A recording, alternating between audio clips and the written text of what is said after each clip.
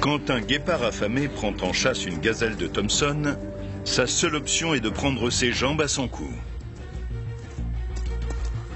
Mais lorsqu'aucune échappatoire ne se présente, le salut réside parfois dans des gestes aussi inattendus que désespérés.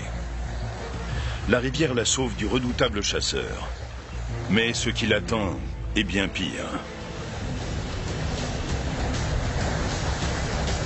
Les rivières africaines sont infestées de crocodiles du Nil. Et on peut dire qu'ils ont les crocs.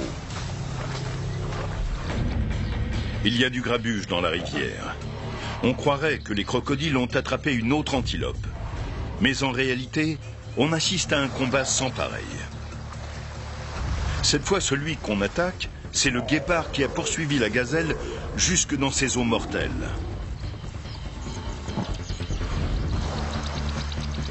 La proie est déjà en morceaux et son prédateur est le prochain sur la liste. Ce crocodile du Nil est à 2 doigts d'engloutir le repas le plus rapide d'Afrique. À quelques mètres, l'antilope que le guépard a pourchassée jusque dans la rivière est en train de se faire dévorer. Le guépard jette ses dernières forces dans la bataille.